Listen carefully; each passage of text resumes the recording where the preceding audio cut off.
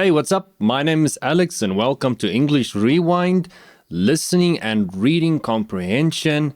Today we are going to work through English Rewind newsletter number 13. So let's get into it. I'm not going to waste your time. Okay. The title of today's newsletter is True Joy. Basic English. What makes us happy? Is it money? Is it friends and family? Is it being healthy? Or is it enjoying our work? I think it's all of these. Without money, we have no food. Without friends and family, we are alone. Without health, we are in pain. And without work, our life has no meaning. Advanced English. What is the source of true joy? Is it having more than enough money? Is it having friends and family? Is it being in good health? Or is it enjoying the work of our hands? I think it's a combination of all the above mentioned. Without money, we can't buy the things we need to live. Without friends and family, we are alone. Without health, we are unable to function properly. And without something to do with our hands, our lives have little purpose. Today's newsletter is a bit short, but still, I think there's quite a bit we can learn from it. Let's quickly look at the keywords. The first one was source, which I just want to zoom in here on my screen. So the screen's a bit bigger. Okay. The first keyword was source, which we found here in what is the source of true joy. So now source is where something comes from. So by saying what is the source of true joy, I'm asking where does joy come from? In the example sentence here, it says the pipe is the source of the house's water. So by saying the pipe is the source, that means that the pipe is where the water comes from. It is the source. It comes from the pipe. My job is my source of income. So that means my money comes from my job. So source means where something comes from. If I tell someone, you are the source of my joy, then I'm saying, I get joy by being around you. Joy comes from you. You are the source. Yeah, I think that's self-explanatory. The next word is combine, which we saw here in, I think it's a combination of all the above mentioned. Okay, I'll get to above mentioned now, but I think it's a combination of all the above mentioned. Combination means the joining of two or more things. So when we see in the example sentence, we won because of a combination of hard work and luck, that means by combining those two things, by bringing them together, by adding them. So we added hard work and luck. By combining them, by bringing them together, we won. So combination is just by combining two or more things together. Combination is bringing them together, adding them. Combining is kind of like saying adding them together, bringing them together. Okay, above mentioned, which we saw in that same sentence, I think it's a combination of all the above mentioned. So above mentioned means things previously mentioned, things previously talked about, things previously shown. But this is used in writing. So when I talk about the above mentioned, that's usually when I wrote something and you read it. It's not really in spoken English as much as written English. So when I say, I think it's a combination of the above mentioned, I'm saying, I think it's a combination of what we talked about in the previous sentences. So all the previous sentences you see here, those would be the above mentioned. The above previously mentioned, the ones we previously talked about. So mention means talked about. So above mentioned means previously talked about. So I think it's a combination of all the previously talked about. In the example sentence, we see here, I need you to buy the above mentioned ingredients. So if I wrote out a list of ingredients that I want someone to buy for me at the supermarket, I could say, I need you to buy the above mentioned ingredients. So you probably read something that I wrote, and in it I say, oh yes, and please buy the above mentioned.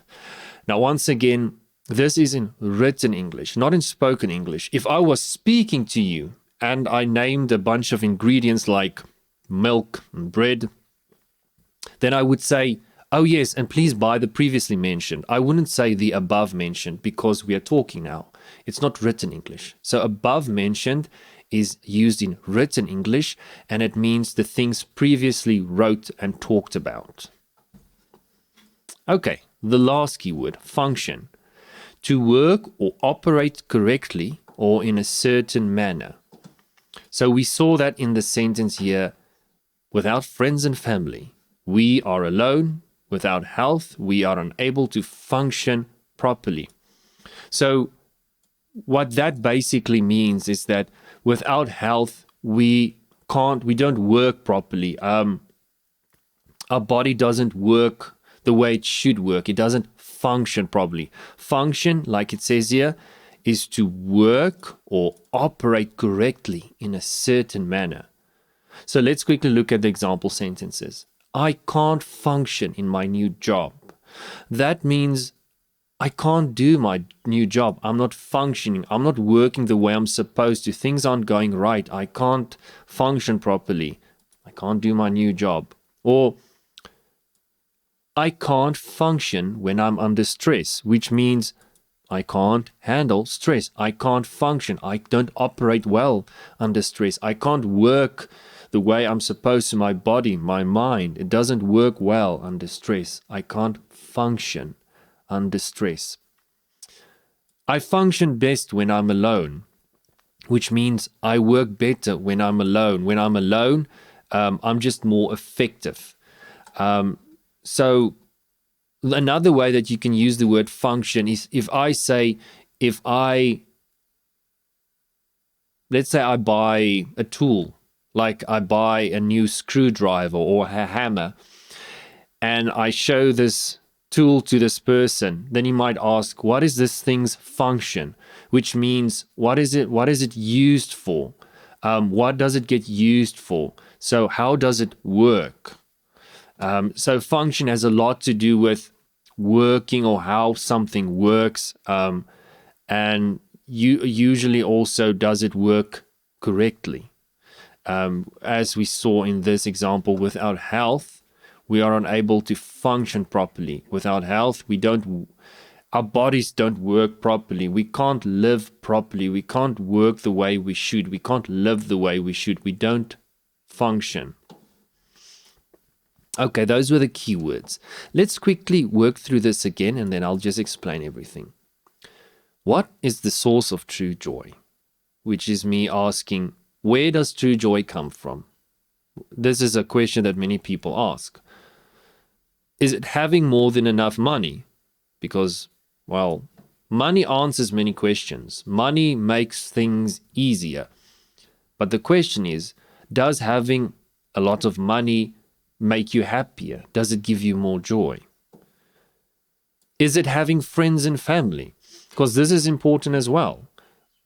You can't be alone the whole time. You need friends and family. So does having more friends and family, does having more people around you make you happier? Is it being in good health? Or is it enjoying the works of our hands? Meaning, do you have something to do with your hands? Do you have something to keep you busy? Do you have a job? Do you have a hobby? Do you have something that you spend your time on to keep you busy? Because if you're not busy, you become anxious, you become sick, you become frustrated if you don't have anything to do. Then I think it's a combination of all the above mentioned, meaning I think that joy, that true joy, comes from all the things I just talked about. having money, having friends, and being in good health, and having something to do with your hands. All those above mentioned things are important if you want to have joy, if you want to be happy.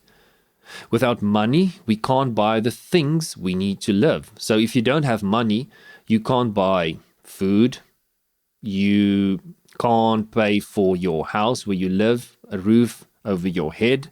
So you're living outside where it's cold in the winter, and sometimes people die outside in the cold. You don't have food. So without money, we can't live. Without friends and family, we are alone. Without health, we are unable to function properly. So all these things are necessary for joy. We need friends so that we're not alone. We need money to buy food. We need to be healthy, because if we're not healthy, then we can't work, we can't live, we don't function. And without something to do with our hands, our lives have little purpose. This is very important, because I think this is one of the most important parts, is enjoying what you do with your hands. Finding joy in what you do during the day is one of the key elements in being happy. If your job is something that you don't enjoy, then obviously you're not happy. But this is not the only thing. Like I say in this part I wrote, it's a combination. It's bringing all these things together that really makes a person happy, that brings a person joy. Okay, this was English Rewind newsletter number 13. And that's it for listening and reading comprehension. I hope to see you guys next time, and until then, cheers.